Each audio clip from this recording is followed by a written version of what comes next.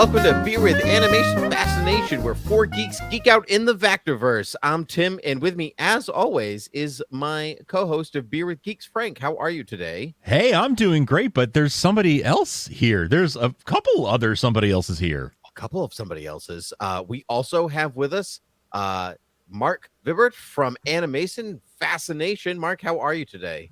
Good. How are you guys? Oh, very good, very good. And we have with us, of course, Vactor from the Vactorverse. How are you today, Vactor? I'm doing very well. Look up in the sky. It's a bad internet connection. That's why my video is not there. Sorry. It's to maintain your secret identity. Oh yeah, that too. That's right. Yeah. I'm impressed to see internet connection in the sky. It's like you have super eyes. Yeah. Yes. I have Wi-Fi vision. I can see. Wi-Fi vision. Just think of All-Star Superman with Lex Luthor being like, Yes. Well, all the time. you normally have Wi-Fi vision, but today you have 5G vision. Yes. That's 100% accurate. But not DC 5G 5 vision. Ooh. Oh, or does he? Because we're talking DC. Anyway, we are here on a three-way crossover with Beer with Geeks, Animation Fascination, and the Vactorverse to talk my adventures with Superman, which is the newest WB animation outing, the newest Superman animated project. Before we do that, on Beer with Geeks, it is tradition that we have a beverage with our podcasting. So let's start with Vactor. What are you drinking today?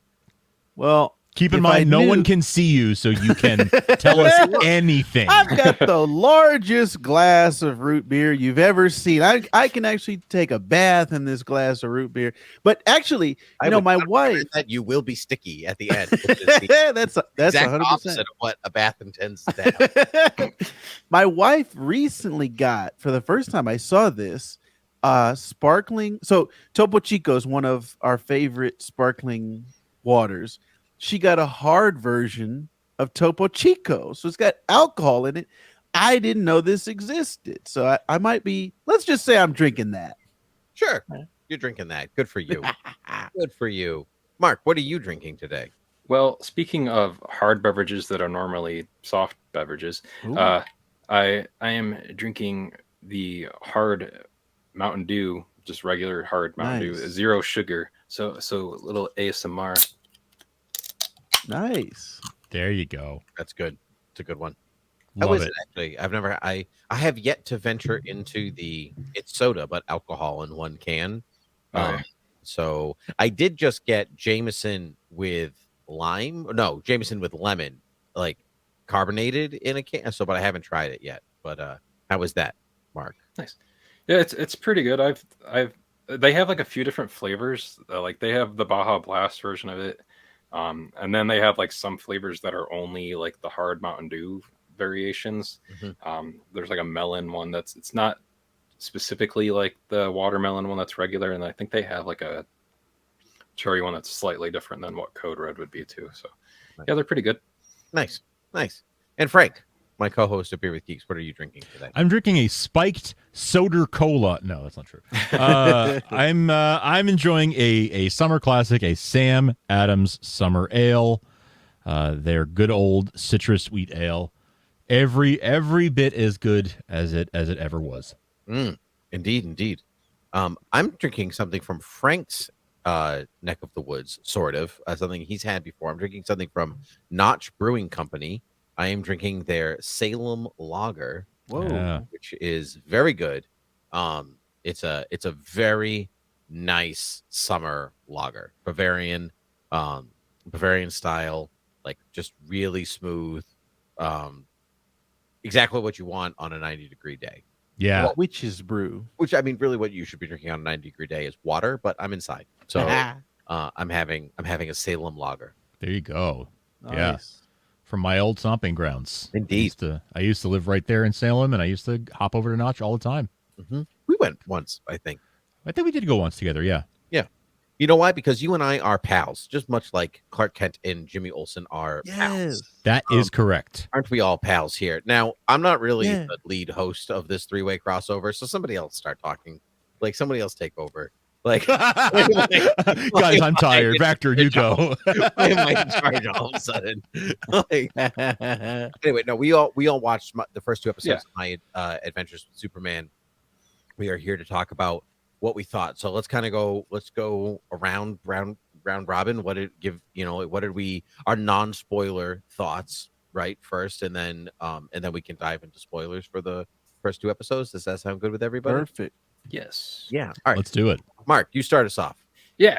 So, and then if anyone ever hasn't listened to Animation Fascination before, basically my show is focused on animation. It's their name. And then Sylvie's wanted to come in here too. And each week we just focus like on a different aspect of animation, whether it's a TV show or movie to geek out about. So, the first thing that stuck out to me about this show, at least from the trailers, was the animation style in it, where it's kind of got the anime style to it. And the animation studio, at least that did like the animation services for it, is Studio Mir. So if anyone's watched like Volume 2 of Star Wars Visions recently, they did the Journey to Darkhead episode of that. So if you look at both of those, you can kind of see the similarity in the styles there. They did do some work on like Legend of Korra as well too. So if you look them up, they've done like a whole bunch of variations of different stuff. So like my overall takeaway of this is I liked kind of like the new takes that they were doing with all of the characters in here, whereas a little bit different, but also the same from what we met or know. Yes. Whereas changing a little bit of like Clark / Kal-El's origins, and I kind of like what they're doing with like piecemealing like the kind of flashbacks with him too, at least within like these first episodes, which seems like it might be a thing that carries through the rest of the season. But overall, I like the vibe of like the show, the humor, and the style. So that's my brief kind of overall what I think about it. So I will popcorn it over to Vector and his little box there. Yeah. Well, again, apologies you can't see me, but I am grinning from ear to ear because this is exactly, if anyone knows me, this checks every box in the Vector wheelhouse. It's fantastic animation. It's Superman. It's superheroes. It's great voice acting. It's a fantastic story, and it is fun. And that is what I want from my DC heroes. I want them to be fun. I don't want it to be dark and brooding and everyone hates life and it's always raining. I want it to be sunny in Metropolis. I want to get that feeling that we all had watching Smallville for the very first time. And I think we would not be friends if it was not for Superman and for Smallville. So I think this show just encapsulates everything that I love in life pretty much. So I was the entire time from 2 seconds in, I texted Frank and Tim. I said, I love this show. This is amazing. This is fantastic. Actually, I texted Mark a little bit after that. And I said, I love this show. And I knew I was going to love it. And I was right. So no spoilers, but I loved everything about this. My Adventures with Superman. I can't wait to hear the guy who hosts the greatest Smallville podcast of all time, Save Me, Frank Ramblings. What did you think about My Adventures with Superman? No pressure. Wow. Thank you. I love it. Yeah. I love it. I didn't realize you were 2 seconds in when you texted us that, by the way. But I love knowing that because it is like a quintessential Superman. It very much, these first 2 episodes very much gave me the same feeling that I had when I was like, I don't know, 6 or 7 years old watching Superman the animated series premiere for the first time. It gave me the same spark. It is so fun. It is so true to each of the characters, and it's such a fun, fresh take. The place in their careers that they are at, and the the sort of the place, that we're starting from with all of our main characters at the Daily Planet. So fun. Yes. I am such a huge fan right out the gate. Yeah, and I agree with all three of you, especially the like feeling that I got watching it. Like I was Yes. giddy. Like I think I was Yes. actually giddy Yes. watching it. Yeah. And right from the bat, even when he was just a kid in Smallville, like Yes. early on in that, like I Mhm. think I almost texted everyone like early, and I was like, "This show is amazing." I was like, "Wait, no, hold," because it might derail, and it only Right. ran. It just got better as it went on. Yes. Especially when I started figuring out that I was like, "Oh, you're actually really playing into the DCU and not just like doing some rando like character of the week things." They were like Right. all of a sudden I was like, "Oh, we met a lot of DC characters without Yes. really mentioning it. Like it wants the audience to figure it out or go along for the ride for the first time."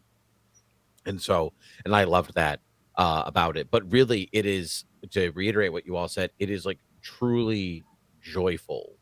Yes. It's a truly joyful show. Like, and there is conflict, right? And like that's important, but there's internal conflict and there's external conflict. And like we've talked about this on Beer with Geeks a lot, but there's like four things that like drive like stories, like four main things, like the uh well, now I can't remember. Now I can't remember what they are. Well, first comes love, then comes marriage, then comes I'm so terrible. It's definitely the summer because like normally this is the stuff that is just like in my brain. keep your brain shut And off. that I don't know.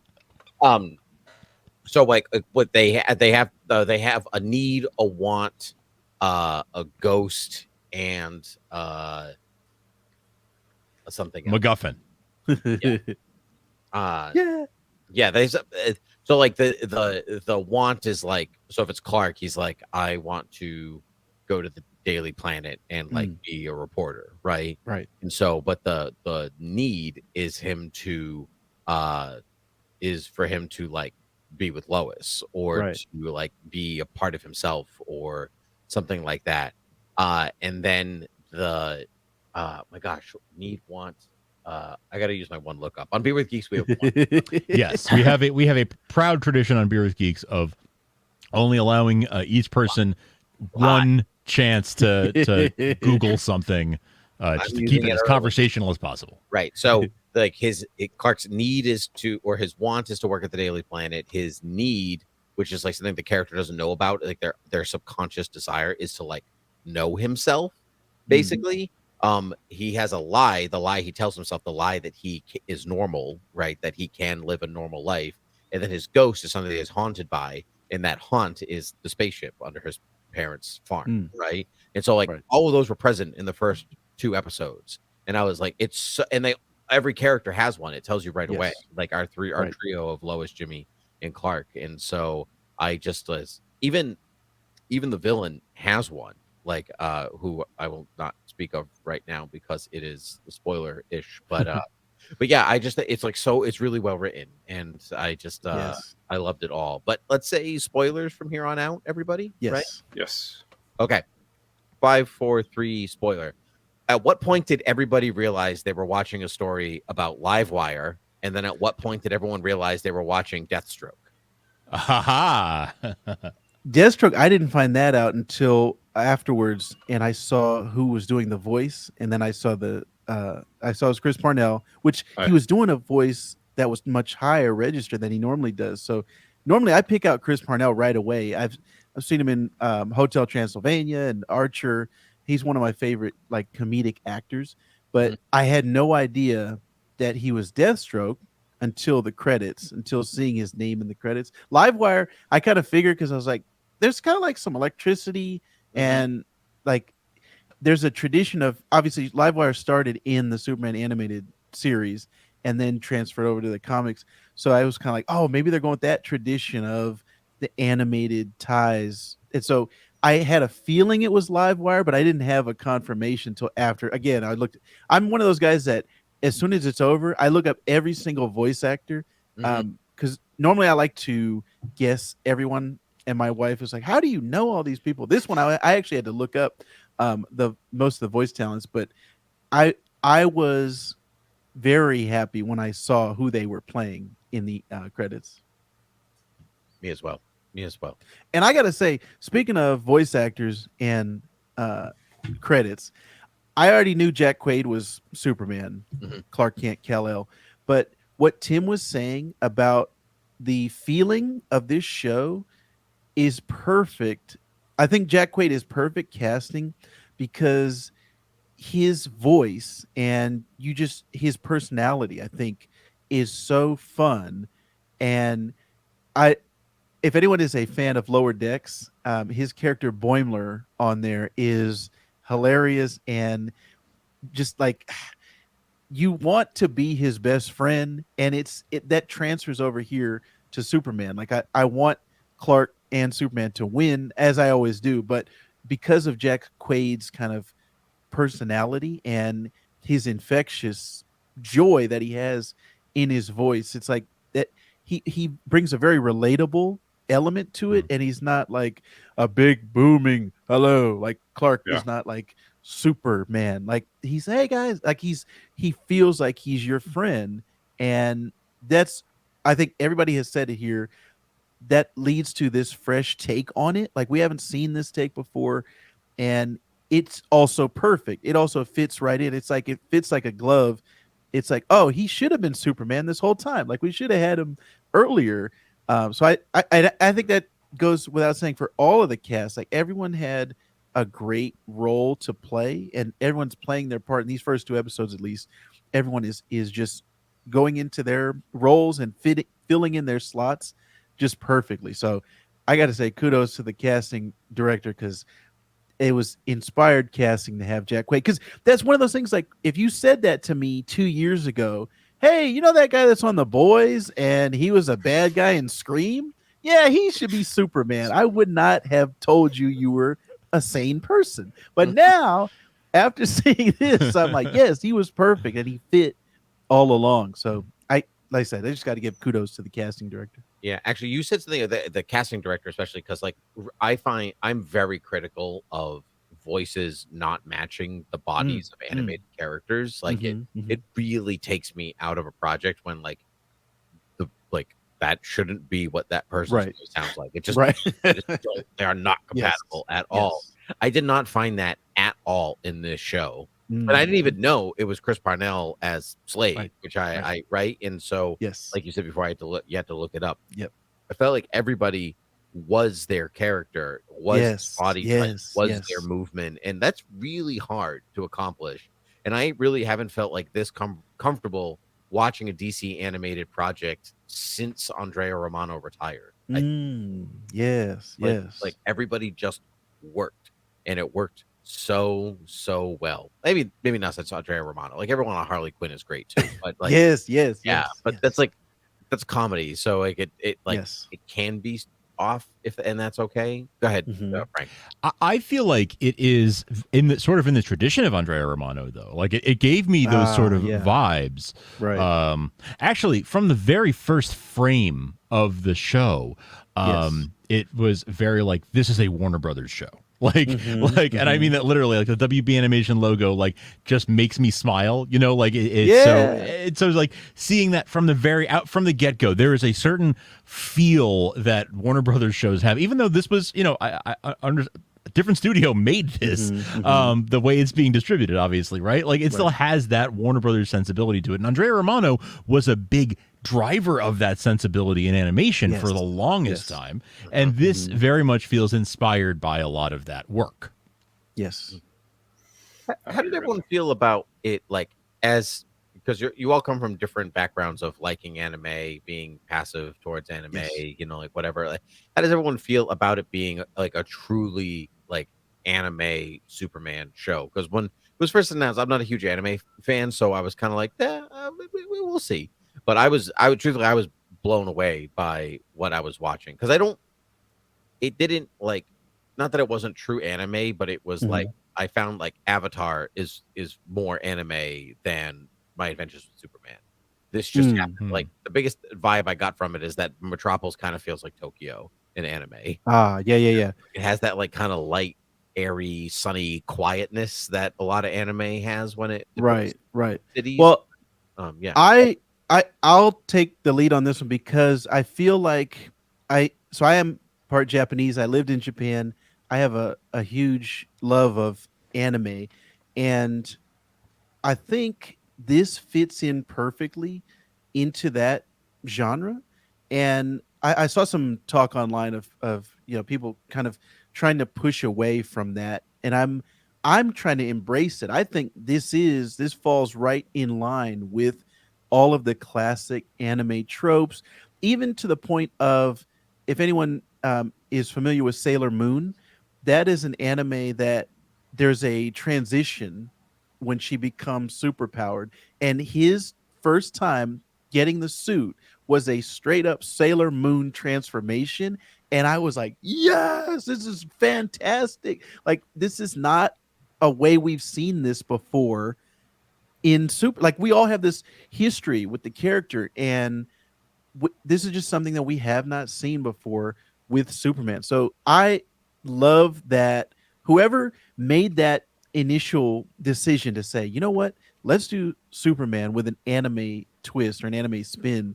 I think we also have to give whoever that was credit, as well as the casting director, because it fits perfectly. And there's been kind of dabblings before with superheroes and anime. Like Marvel had in the late 90s, early 2000s, they had like an X-Men anime, and there's been a couple of dipping the toes in the water. But I think this might be the most full-on expression of a superhero character as anime, and not like a fan, thing where somebody's drawing Harley Quinn in an anime style or something like that. Like, this feels to me like it could have been dubbed into Japanese, and I would have, like, if you showed it to me in Japanese the first time, I would have been like, oh yeah, this is an anime. This is not American made.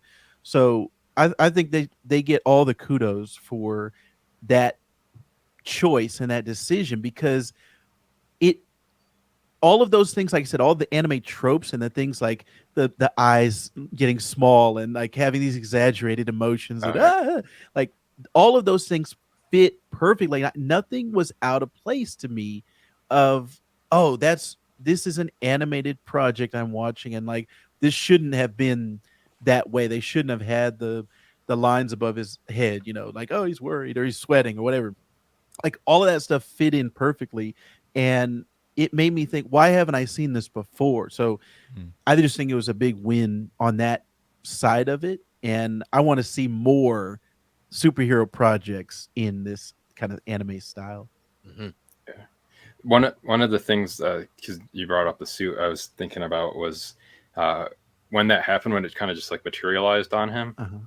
I was wondering, I was like, oh, okay, so they're gonna go like that route on it, where it's just kind of like this different way with how he got the suit. But then I liked when he shows back up at home, where his mom's like, well, I have some ideas, and then so she adds like the trunks to it and the belt, and she like makes some other modifications.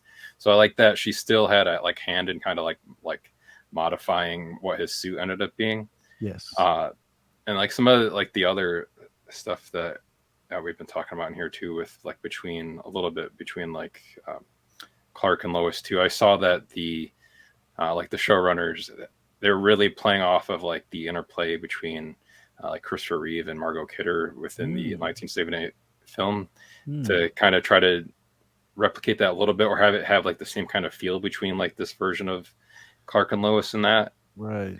And I liked I don't remember if it was the first part or the second part, but like how like they even like showed, like, just because Clark like likes Lois in it, that he wasn't just going to give her a pass for like lying about certain stuff, and how he actually like had like a moral objection to like her like telling him that lie to it. And right. So I like what they're like playing around in here with this, as far as like doing slight tweaks to some of the stuff in here too.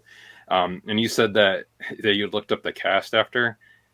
I did that too, and now I kind of wish I had it, because I saw like a full list of what's coming next. So I won't say who else, in case nobody else did, but that made it made me excited for some other stuff that's coming with. Just Tom even just Cruise based was a off- surprise, though. Tom Cruise was a total surprise. Yeah. Yeah.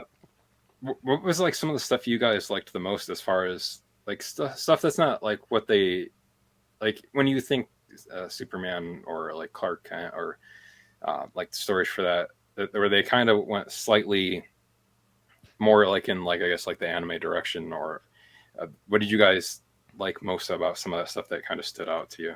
I really liked the way that they handled, like, I love that they made some subtle changes to Clark's story that still fit his overall journey. Like, I love the way that he is afraid when he sees the spaceship. Like the seeing Jor-El and all of that freaks him out, and he like reburies it. He's like, nope, not yet.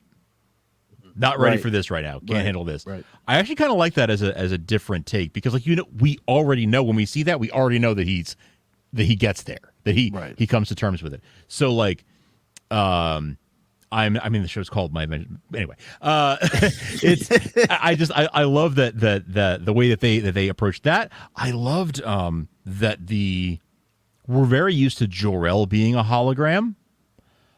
I've never seen like the fortress itself be a hologram, which is basically what we got. And I kind of dug that as like a new direction and a new spin on that, because he can still be anywhere and be like at the fortress. To add to that, we have not seen Clark unable to communicate with Jor-El. Yes. I was going to mention that. Yes. He's speaking presumably Kryptonian. Kryptonese, yeah. Right. Kryptonese. But what I found interesting is that when like he's like, I don't understand what you're saying, like, who are you to me or whatever. And Jor-El says filio, which is Latin for son. So I was like, wait, I was really paying attention. Was he speaking Latin this whole time? Did he like get wrong information about sending Clark? And he's like, I would have probably recognized the Latin, but like, it's interesting that like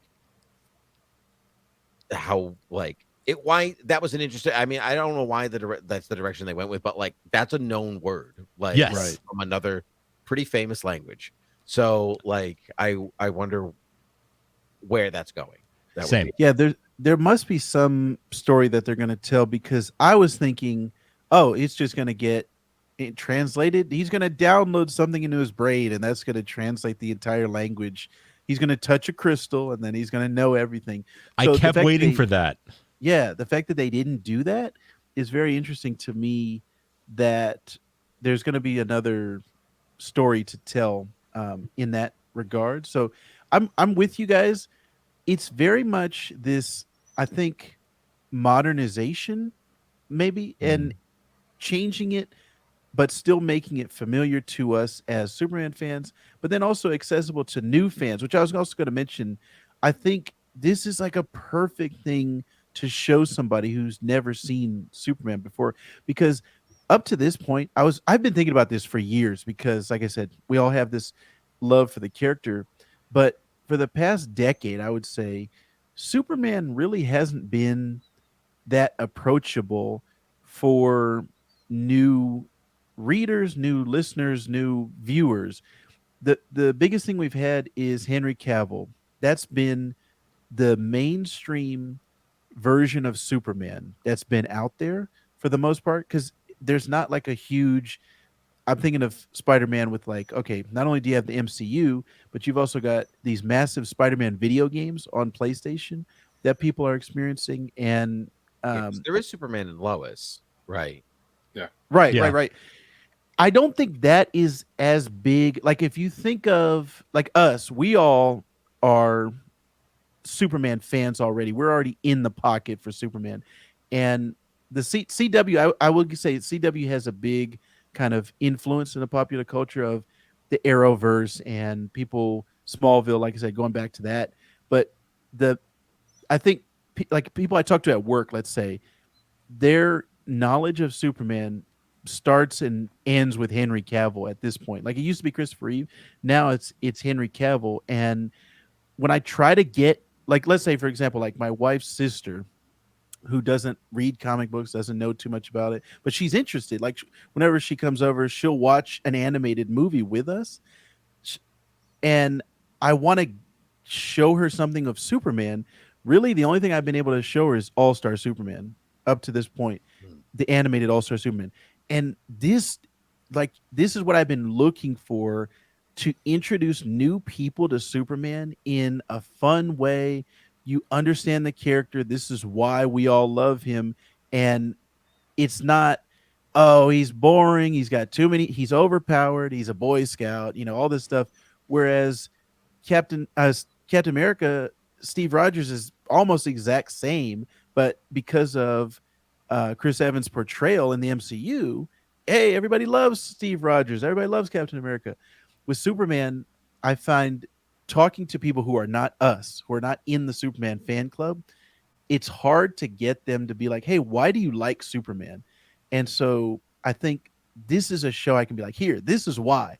He's, look at him, he's cool, and he's relatable, he's Superman. So I love that this show is now going to fulfill that need for me of, hey, what can I recommend to people of Superman, and it not be necessarily a comic book? Because Tim, we can go into the current stuff that's coming out with Superman is fantastic. The Awesome. current Superman So good. comics Mhm. are amazing. But for people who are not reading the comics, this is what I'm going to show them. Adventures of Superman, My Adventures of Superman. This is what you want to be watching right now.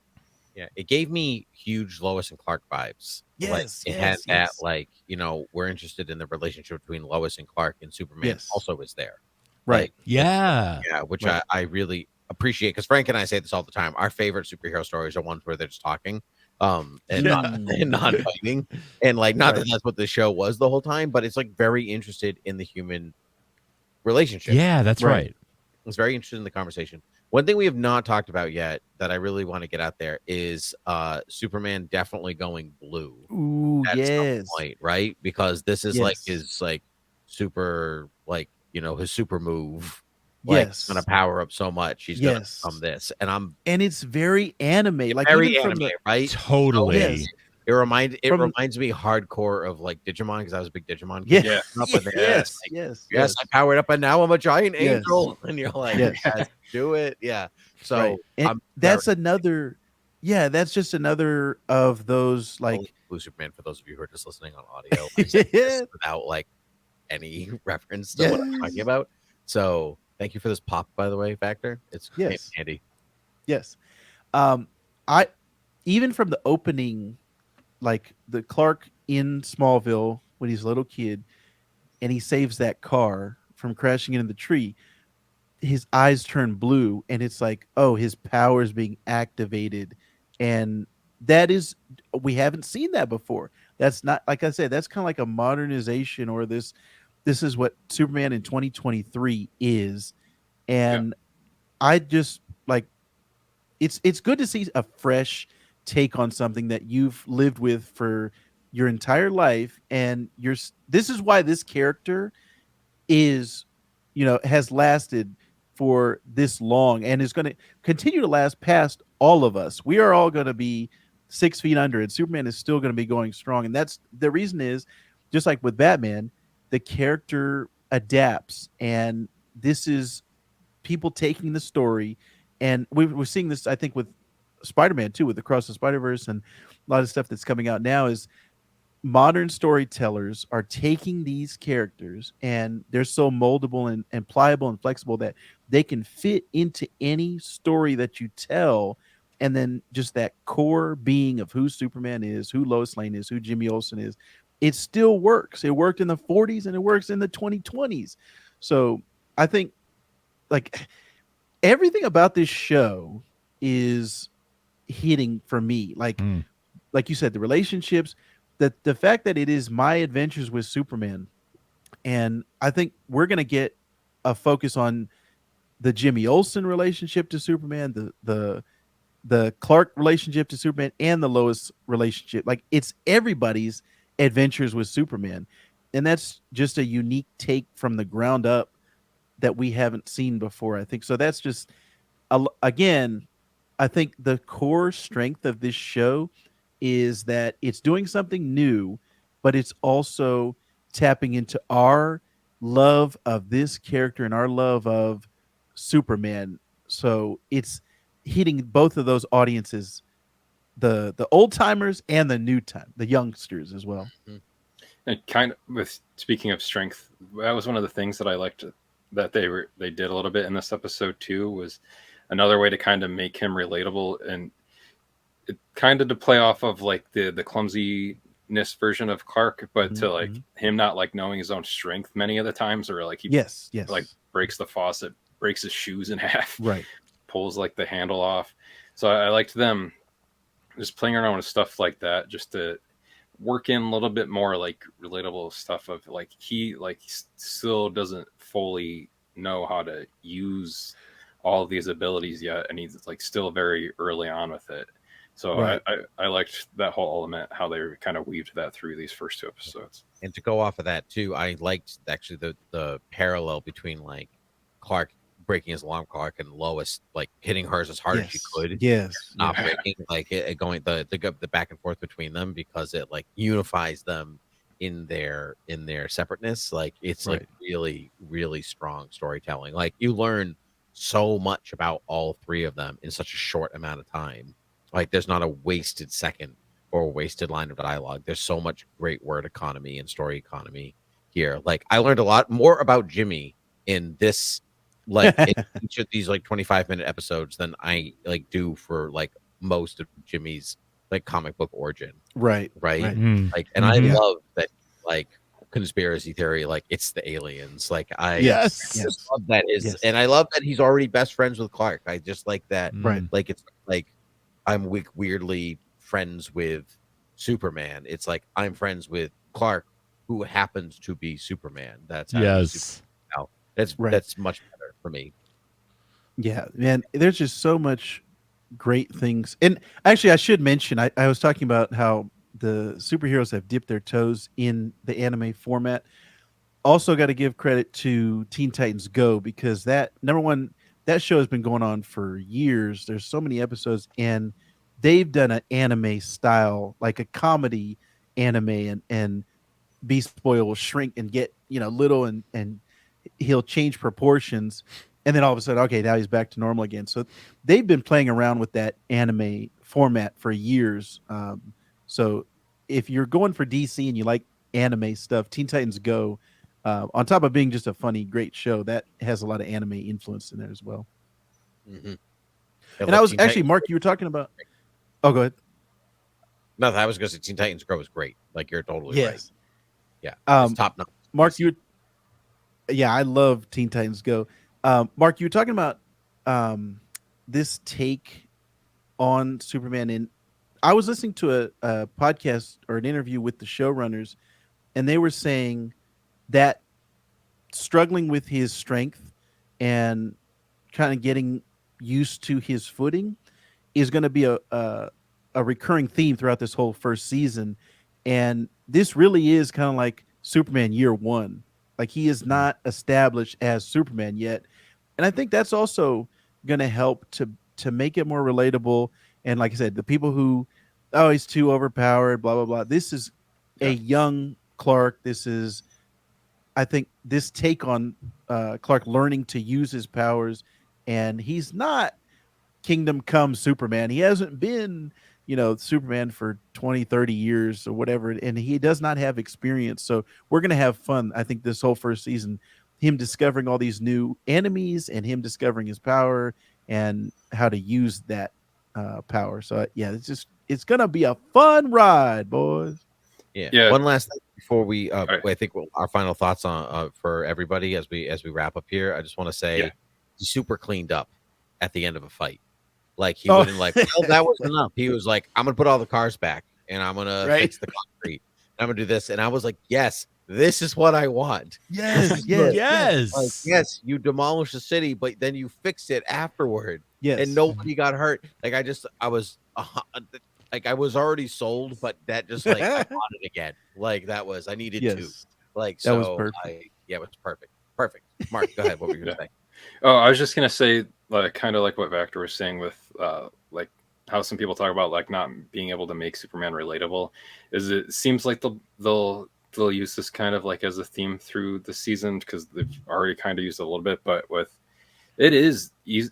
you can do that because you can basically just play off of like his sense of like loneliness. Because even though Yes. he's like got all of the strength, he can do all of this stuff, he's really, that also kind of boxes him in too, and he can't like really like share all of that with anybody else, and still feels very lonely for that. Because again, he's supposed to be like the last of his kind too. So, and anybody can feel that kind of sense of loneliness. So I think I like at some of the angles that they're coming at with it in here, and I'm hoping that they kind of play with that a little bit more throughout the.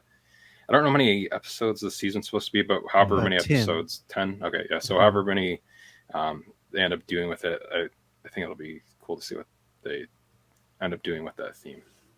Yeah, and they already got, as we were talking about before our podcast, before this recording, they've already been greenlit for season 2. So we already know we're getting 2 seasons of this. So like I said, I think we're in for a fantastic ride all throughout seasons 1 and 2, and I can't wait to see what they do with it. Frank, your final thoughts. I'm so glad this show is here. I'm so glad that we get another 18 episodes of it at least. And I'm so excited. You know what you were just saying about the way that that they bring these characters to life, like and that they're able to, like, you can tell good Superman stories. Like Yes. I think it's for every good Superman story that we get to see, whether it's in comics or on the big screen or on the small screen or wherever, animation, live action, whatever format, the more good stories we get, the more that puts the lie to that old crutch of an excuse that, like, it's just, all the good Superman stories have been told, or he's really not like a good character to tell stories with. Right. I think I think that the right imaginations can tell really good Superman stories, and they're out there and they're doing it and they're making good Superman stuff. And I'm so excited whenever I get to experience a new one come to us like this one did. And like I said, it gave me the same feeling that I had in like 1996 or 97, whenever Superman the Animated Series launched. And it's that's a very good feeling to have. Nice. You can't see me, but I'm pumping my fist right now. I believe it. We See all it do in it my backwards. eye. All right. Well, that's it for our 3-way crossover. Mark, where can the people find you? People can find me at on Twitter and Instagram and Facebook for Animation. I picked an easy name. Animation Fascination at Animation Fascination on Twitter, on Instagram and Facebook, and then Animated Podcast on Twitter. Are you And on Threads? animatedpodcast.net. What? Are you on Threads? Oh, yes. Just because to claim it before somebody else did. So, yes. Right on. Also there as Animation Fascination. Very good. Frank, where can people find you and me? You can find us at beerwithgeeks.com. Thoughtbubbleaudio.com is our network where we have Beer with Geeks, as well as Superman TV Talk. You can find me over there. Yeah, I wore my t-shirt to my anyway. I wore the t-shirt to the concert. Sue me. We just finished our Superman and Lois season 3 wrap up, so check that out. That's nice. You can find me in the dugout over there. Yeah, sure. Yes, Tim I is. wore this one. Yeah. Find me Yes. on the pitch. Yeah. I mean, on the pitch. There you go. Yeah. So yeah, beerwithgeeks.com, or anywhere that you can find your podcast, you'll find Beer with Geeks. So check that out. What about you, Mr. Vactor? I am mainly at youtube.com/Vactor. Each week in the Vactorverse, I'm trying to have different lovely comic book content creators like yourselves on to talk about their canon events of how they got into comic books. And then each day I'm trying to do biographies on different comic book characters, unless I'm not feeling good at that time. I was sick for the last 2 weeks, but I'm trying to put out as much comic book goodness as I can. So youtube.com/Vactor for most of my content. Very good. Very good. Well, it was a pleasure to chat with all of you gentlemen. Yeah. I would love to wrap up the season with all of you guys. Yes. Now that I feel like we're Yes. in it now, so I feel like we'll be Yes. back to the end. We'll be back to the end of the season, unless you don't want to be, Mark, which is fine. Oh, You don't, if we you can like do us anymore. No. Okay. All right. All right. So, well then, gentlemen, until next time, cheers. Cheers.